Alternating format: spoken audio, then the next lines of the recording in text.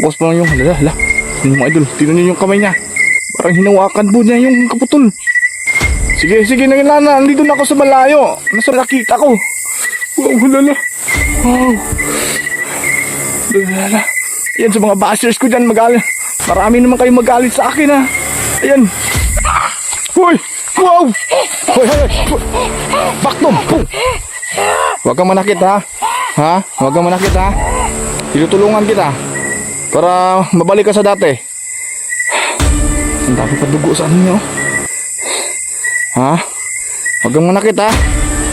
Yun pa rin, hawakan din yung bewang niya. Madin, ito na. Nahihirapan ka ba? Parang hindi mo na ako kilala, ha? Ako yung nagtulong sa'yo. Tingin mga idol. Huwag kang, hoy. Huwag kang mangano, ha? Huwag kang mangano sa akin. Tinutulungan kita. Tinutulungan kita. Huwag kang manakit. Titirahan kita ng orasyon. Sabi mo magbago ka. Ang hirap yung pinasan kita kanina galing sa bundok. Papunta lang di. Sige. Pakson! Sige. Behave ka. Wow! Patay. Ang dami dugo niya. Ito, mag-behave ka.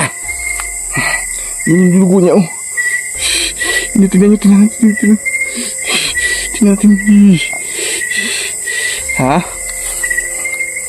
Mga idol, pasensya na yung flashlight natin natagak.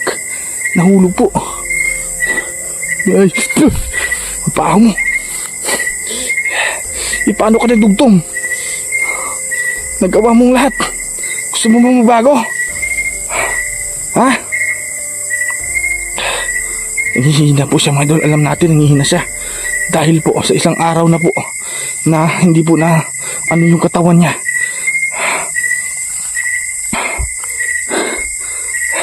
Sige, relax ka lang dyan, ha? Relax ka lang dyan. Relax ka lang. Yan po, ayan po mga idol. Relax ka lang dyan, ha? Hala. Sa Toripacos. Ay, si gara-gara, mapaakan ta, ha? Yan po yung pangil niya mga idol.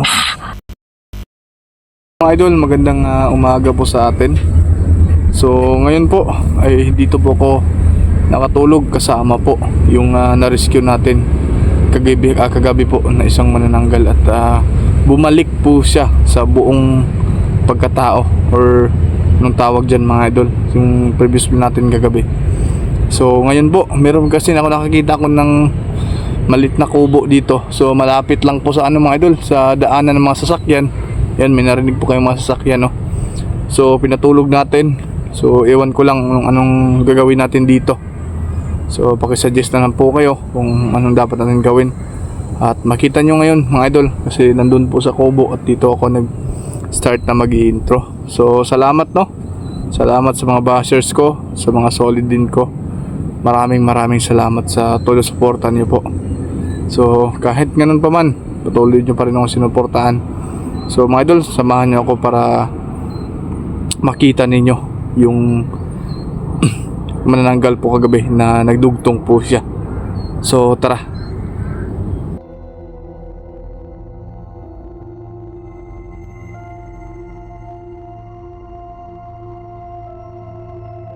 So ayun po mga idol, start to ano na po tayo, no? Dahil po hindi pa ako nakauwi. So ngayon po mga idol ay uwi po tayo upang aray. Gagi. Ay, natamaan na naman. So ngayon po mga idol ay uuwi po tayo, no? Uuwi tayo upang makakuha ng pagkain. So yun yung pong highway mga idol, oh. Doon po yung highway at dadaan papunta dito. Ayan, narinig natin yung masasakyan. Baka magtaka po kayo kasi doon po ako dumaan gabi. Paikot kami dito. Tapos meron akong nakitang kubo. Ayan, dami pang tanim na sili. Iwan ko lang kung merong sinong may-ari dito. So kahit trespassing kami mga idol, so pwede kaming patayin dito kasi pumasok kami na hindi walang paalam po sa may-ari. So ngayon kailangan ko siyang mapahinga at saka masafety po siya mga idol dahil malapit yung highway dito. So baka may cellphone yung may-ari dito, pasensya ka na. At kung mag-alala, uwi din kami. So tingnan niyo mga idol, maliit lang na kubo. Yung kubo nila, yung ginawa niyang bubong, parang ito ginawang yan yung mga idol, may mga bunga ng tawag dito sa amin, upo. So yung natin mga idol, yung manananggal kagabi, dito ko pinapasok. Grabe, wala tayong tulog. Namumula na yung mata natin sa walang tulugan. So ito yung kubo mga idol. Ko alam kung anong meron dito. Parang na nirahan dito mga idol, parang aswang Tingnan nyo yung paligid Yan. Di lang natin alam kung anong meron dito talaga. Importante makapagpahinga tong manananggal na to. Yan po mga idol, ito yung pagkain niya dito. Ayan siya. Meron kasing duyan. Ito po mga idol, isa po siyang malalaki mga idol, pero mahaba po yung niya, yung buhok niya.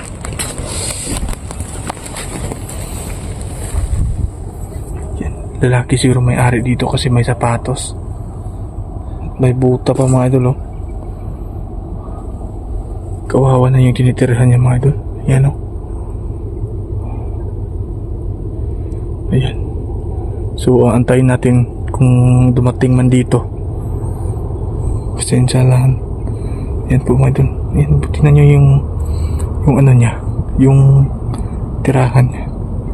Tsaka ito pala. Yan ang baho po, ang lansa ng dugo.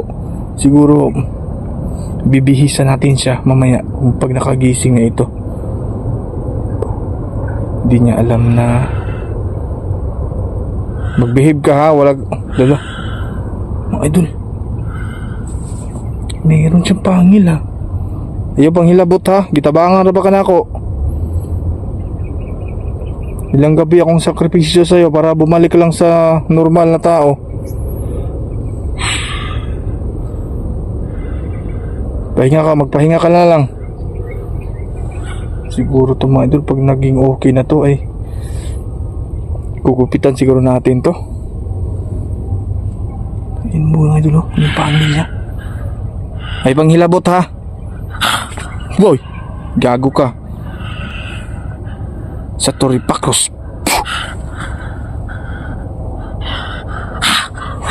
Ay si gara-gara, mapaakan ta ha. Ito yung pangil niya mga idol. Para kang aso.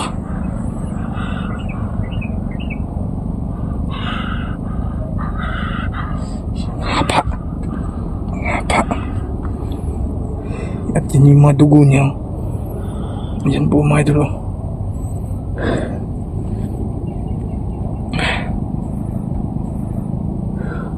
Dito kami napadpad, pero iba din yung baho dito mga idol. Para ding pinupugaran ng aswang. Pero hindi natin i-judge po, kasi hindi pa natin alam kung sino ba talaga nakatira dito. Ang importante mga idol diba, ang importante dito nakatuloy kami dito kahit hindi kami na namaalam sa may-ari, pero pinasok pa rin namin. Binabantayan ko to, baka makuha, no? Karon uli ko sa mua, hiktanti ka, basig mo takas na po ka ha.